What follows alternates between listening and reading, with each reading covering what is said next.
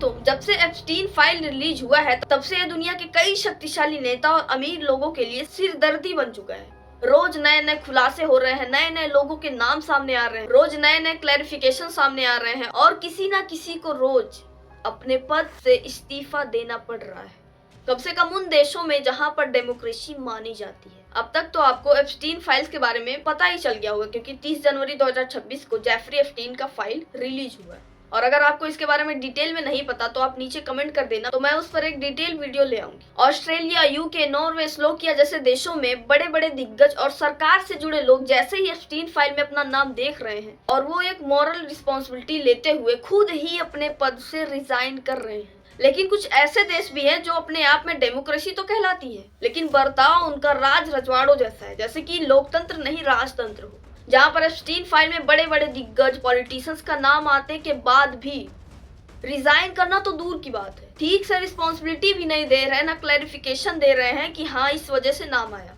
ऐसे 2 देश हैं जिसमें बड़े बड़े पॉलिटिशियंस और अमीर लोगों के नाम आए हैं, लेकिन उन्होंने अभी तक इस पर कोई रिस्पॉन्सिबिलिटी नहीं दी, ना ही कोई क्लैरिफिकेशन दिया। इसमें पहले आता है सबसे पुराने डेमोक्रेसी वाला देश यूनाइटेड स्टेट्स ऑफ अमेरिका, जिसमें डोनाल्ड ट्रंप का नाम 1 लाख से ज्यादा फाइलों में आने के बाद भी उनकी तरफ से कोई रिस्पॉन्सिबिलिटी क्लैरिफिकेशन नहीं आया। और दूसरे नंबर पे आता है मदर ऑफ डेमोक्रेसी इंडिया, जिसमें सबसे बड़ा नाम तो हमारे देश के प्रधानमंत्री नरेंद्र मोदी का है।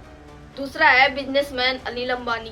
तीसरा है पेट्रोलियम मिनिस्टर हरदीप सिंह पुरी। अब आगे आपको ऐसी चीजें पता चलने वाली है, आप सुनोगे तो लगेगा कि मतलब इतना बड़ा इशू है, इतनी बड़ी बात है, लेकिन इसको एक मजाक की तरह बनाया जा रहा है। इन दोनों देशों में एप्स्टीन फाइल्स में जिनका भी नाम है उनको सरकार बचाती हुई फिर रही है। अगर उनसे इससे जुड़े सवाल पूछ भी लो तो आपको स्टॉक मार्केट, ग्रोथ, इकोनॉमी के बारे में बात करते हैं। मतलब गजब की चालबाजी है। Now is over 50,000 and the NASDAQ smashing records. That's what we should be talking about. The whole world is praising the Prime Minister for his reforming India, for transforming it from a $2 trillion to a $4 trillion economy, for moving it from the 10th position to the 4th position and onward to the 3rd. अगर ये इतनी बड़ी त्रासदी ना होती तो एक बहुत बड़ी कॉमेडी होती, जहां पर पकड़े जाने के बावजूद कैसे सवालों से बचा जा सकता है, कैसे उनको घुमाया फिराया जा सकता है। अगर आप रोड पर मिलो, मैं आपसे पूछूं आप किधर जा रहे हो, तो अगर आप मुंबई जा रहे हो तो मुझसे बता दो मैं अमेरिका जा रहा हूँ। मतलब सीधा उल्टा। इसमें एक तरफ है US Attorney General and Department of Justice head Pam Bondi, जिनकी अध्यक्षता में ये फाइल पब्लिक की गई, या यूं कह लीजिए कि यूएस कांग्रेस ने जबरदस्ती इस फाइल को पब्लिक करवाया किसी न किसी तरीके से या लॉ के जरिए। डोनाल्ड ट्रंप की करीबी होने की वजह से इन पर कई सारे आरोप लगते आए हैं कि इनके कहने की वजह से डिपार्टमेंट ऑफ जस्टिस ने महीनों तक इस फाइल को पब्लिक नहीं किया, और अब जब महीनों बाद इस फाइल को पब्लिक किया भी गया तो इसमें प्रेसिडेंट डोनाल्ड ट्रंप का नाम हजारों बार इन फाइलों में आया है,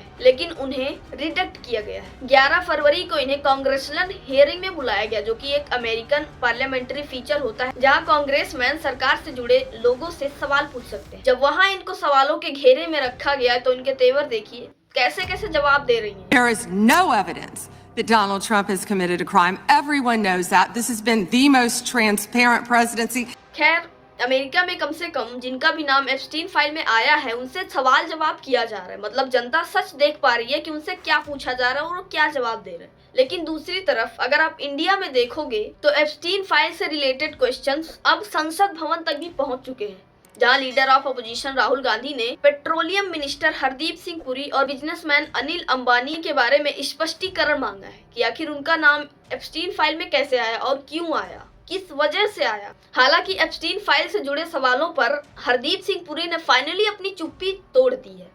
मतलब उन्होंने प्रेस कॉन्फ्रेंस बुलाकर ये कह दिया, देखिए हम आपके सारे सवालों के जवाब देंगे कि कैसे मेरा नाम एप्स्टीन फाइल में आया। लेकिन एप्स्टीन फाइल से जुड़े सवालों पर उन्होंने क्या जवाब दिया वो आप खुद ही देखिए। As part of a delegation of the IPI or the ICM that I met Mr. Epstein on a few occasions, 3 or maximum 4. वैसे इन्होंने 2 चीज तो क्लियर कर दिया है कि एप्स्टीन फाइल से जुड़े जो भी ईमेल्स लीक हुए हैं वो फर्जी नहीं है, फ्रॉड नहीं है, वो रियल है, यानी कि वो ईमेल सच में शेयर किए गए हैं एक दूसरे से। और दूसरा पॉइंट ये है कि जहाँ तक सवाल ये है कि वो जेफरी एप्स्टीन से मिले हैं, तो हाँ, उन्होंने ये कहा कि वो 3-4 बार जेफरी एप्स्टीन से मिले हैं, 3-4 बार। अगर आपको जेफरी एप्स्टीन के बारे में बताया तो पेशे से तो वो एक इन्वेस्टर्स थे, लेकिन ऐसा क्या हुआ, वो इतने अमीर कैसे हुए कि वो एक प्राइवेट आइसलैंड बना दिए जहाँ पर बड़े बड़े दिग्गज सेलिब्रिटीज पॉलिटिशियंस जाते थे, वहाँ खाते पीते थे, रात गुजारते थे और जेफरी एप्स्टीन उनको माइनर लड़कियां सप्लाई करता था। और 30 जनवरी 2026 को जब से एप्स्टीन फाइल पब्लिक हुए हैं तब से एक बात तो कंफर्म हो गया है कि जेफरी एप्स्टीन दोहरा जिंदगी जीता था। पहला तो इन्वेस्टर्स था, दूसरा ये कि वो बड़े बड़े अमीर पॉलिटिशियन सेलिब्रिटीज को बुलाता था तो उसके उस पूरे बिल्डिंग में हिडन कैमरास लगे हुए थे, टॉयलेट बेडरूम सभी में। और उसका डार्क सीक्रेट ये है कि उन कैमरास के जरिए वो अमीर पॉलिटिशियंस और सेलिब्रिटीज को ब्लैकमेल करता था। और जब से ये फाइल पब्लिक हुआ है तब से इसमें बड़े बड़े दिग्गज अमीर सेलिब्रिटीज पॉलिटिशियंस का नाम आया, जिसमें सबसे ज्यादा बार तो डोनाल्ड ट्रंप का नाम आया और इसमें प्रधानमंत्री मोदी जी का भी नाम आया है। और यहाँ तक जिनको हम आदर्श मानते हैं, Bill Gates, Elon Musk, Stephen Hawking और भी कई देश के कई बड़े बड़े दिग्गजों का नाम आया। और नरेंद्र मोदी का नाम तो काफी चर्चे में है क्योंकि वो किसी देश के प्रधानमंत्री हैं। और नरेंद्र मोदी के बारे में ऐसा फैलाया जा रहा है कि वो जेफरी एप्स्टीन के कहने पर ही इजराइल गए थे, ट्रंप को खुश करने के लिए वहाँ नाचे गाए।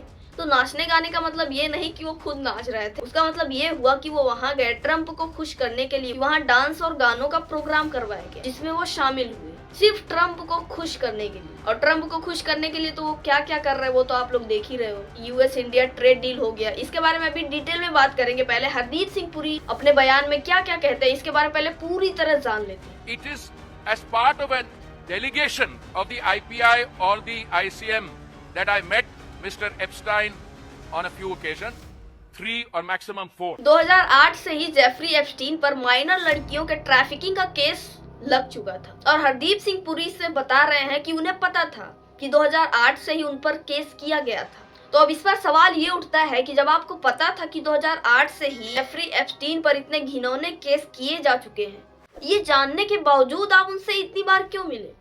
आखिर ऐसी कौन सी जरूरत आन पड़ी थी कि आपको जेफरी एप्स्टीन से 3-4 बार मिलना पड़ा? लेकिन जब ये सवाल इनसे पूछा गया तो जाहिर सी बात है जब सच सामने आएगा तो गुस्सा ही आएगा। तो इनकी बात सुनिए। This is minimal interaction. But if your answer is in 2008 he was, in 2008 he pled guilty, yes, for a charge that he was soliciting the favors of a woman who was underage. That was it. मंत्री जी कह रहे हैं कि उस वक्त Jeffrey Epstein पर एक minor लड़की को प्रोस्टिट्यूशन करने के लिए मनाने की एक छोटी सी कोशिश ही तो थी। That was it. तो इसमें इतनी बड़ी बात कौन सी है? वैसे मंत्री जी की ये बात सुनकर कोई शौक होने वाली बात नहीं है क्योंकि ये खुद ऐसी पार्टी से आते हैं शायद जहां ऐसे ऐसे नेता ऐसे कुकर्म कर चुके हैं, लेकिन फिर भी ऐसे मुद्दों पर that was it बोलना उतना भी सही नहीं है। लेकिन भाई मंत्री जी बोले हैं तो जनता को तो सुनना ही पड़ेगा क्योंकि हम सबने तो मुंह पे चुप्पी साध रखी है, हमें सिर्फ सुनना ही रह गया है और देखना रह गया। बाकी हम कुछ कह तो सकते नहीं और ना ही कुछ कर सकते हैं क्योंकि यहाँ पे तो कहने के लिए डेमोक्रेसी। जैसा कि मैंने बताया कि आगे हम लोग यूएस इंडिया ट्रेड डील के बारे में बात करेंगे तो चलिए कर ही लेते हैं। वैसे ये कोई ट्रेड डील नहीं है, कॉम्प्रोमाइज है। अभी दोनों देशों के बीच में ट्रेड डील को लेकर साइन नहीं हुए, बस फ्रेमवर्क बनाया गया है जिसमें डोनाल्ड ट्रंप ने ट्वीट करते हुए कह दिया कि इंडिया रसिया से तेल नहीं खरीदेगा बल्कि उसके बदले अमेरिका और वेनेजुएला से तेल खरीदेगा। और जो टैरिफ इंडिया पर यूएसए 25% का लगाया था वो घटाकर अब 18% कर देगा, लेकिन इंडिया अपना टैरिफ यूएसए पर 0 कर देगा और 5 साल में पूरे 500 बिलियन का टेक्निक, एनर्जी और कई सारे एग्रीकल्चर से जुड़े सामान खरीदेगा। और इसका सीधा असर किस पर जाएगा? इंडिया के किसानों पर। चलो यहाँ तक तो ठीक है, ट्रंप ने सिर्फ ट्वीट किया, लेकिन अगर ट्रंप ने गलत ट्वीट किया तो इसके बदले मोदी जी ने क्लैरिफिकेशन क्यों नहीं दिया कि हाँ ये गलत, कि क्यों हम अमेरिका और वेनेजुएला से तेल खरीदेंगे जब हमें रसिया से सस्ता तेल मिल रहा है तो हम वहां से खरीदेंगे, यहाँ से थोड़ी ना खरीदेंगे। लेकिन यहाँ पर तो मोदी जी ने चुप्पी साध ली क्योंकि जब भी ऐसे जरूरी सवाल उठते हैं तो मोदी जी तो यही। अब देखो इस ट्रेड डील का ये किसके लिए फायदेमंद है किसी को पता नहीं, किसके लिए नुकसान है ये तो पता ही है। लेकिन सवाल ये उठता है कि अभी ट्रेड डील के लिए साइन नहीं हुई है, बस फ्रेमवर्क बनाया गया है।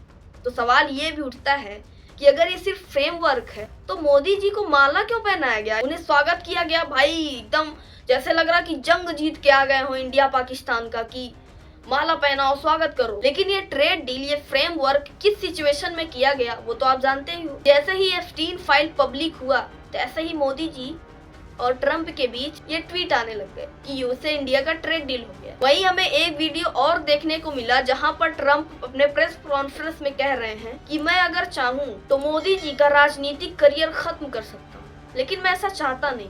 Modi is a great man. That he loves Trump. Now, I don't know if the word love, I don't want you to take that any different. I don't want to destroy his political career, okay?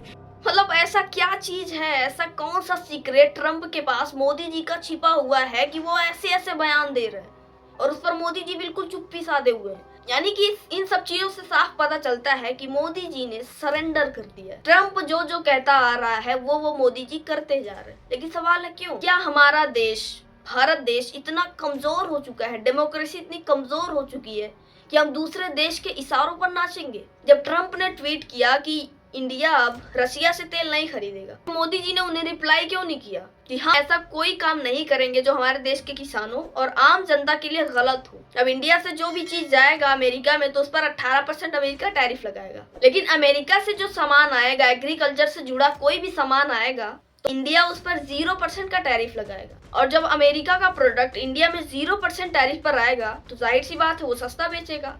तो जो India के किसान हैं उन्हें मजबूरन अपने सामानों को कम दामों में बेचना पड़ेगा, जबकि उनका लागत वही है, लागत में कोई कमी नहीं आई। ऐसा तो मोदी जी ने कुछ नहीं कहा कि अब चलो खाद, यूरिया, ऐसे कीटनाशक दवाइयाँ सब कुछ सस्ती कर देना ताकि हमारे किसानों को कोई दिक्कत ना हो। मोदी जी ने ये भी नहीं किया। तो इसमें घाटा किसका हो रहा है? किसानों का, देश के किसानों का। वैसे तो मोदी जी कहते फिरते हैं कि किसानों की आय दुगनी होगी, उन्हें फायदा होगा, तो हुआ तो है। अब जरूरी नहीं कि इंडिया के किसानों का हो, वो तो अमेरिका के भी हो सकता है, और हुआ भी। कहने को तो हम डेमोक्रेसी में जीते हैं, लेकिन उस डेमोक्रेसी को कोई और देश कंट्रोल करता है। बाकी आप क्या मानते हैं, इस यूएस इंडिया ट्रेड डील से किसका फायदा होने वाला है? और ये जो एप्स्टीन फाइल्स में हमारे देश के नरेंद्र मोदी, पेट्रोलियम मिनिस्टर हरदीप सिंह पुरी और अनिल अंबानी का नाम आया है, आपको क्या लगता है उनको इसकी रिस्पॉन्सिबिलिटी लेनी चाहिए या नहीं? आखिर क्यों मोदी जी चुप हैं? एप्स्टीन फाइल्स में उनका नाम आने के बावजूद वो चुप हैं। आखिर क्यों वो कोई जवाब नहीं दे रहे और क्यों वो ट्रम्प के इशारे पर नाच रहे हैं? अपनी राय कमेंट करके जरूर बताइए। और अगर वीडियो पसंद आया हो तो इसको शेयर करो ताकि ये जो अंधभक्ति का पट्टी मैक्सिमम लोगों ने बांध रखा है वो पट्टी खुल सके। और मैं तो ये भी कहूंगी कि मोदी जी को टैग भी करो ताकि उन तक ये वीडियो पहुंचे और वो अपनी चुप्पी तोड़ दें, हमें क्लियरली बता दें कि इस इंडिया यूएस ट्रेड डील से किसको फायदा होने वाला है। और अगर चैनल पे नए हो तो ऐसी इन्फॉर्मेटिव वीडियो के लिए सब्सक्राइब करो। बाकी मिलते हैं नेक्स्ट वीडियो में। Thanks for watching. जय हिंद, वंदे मातरम।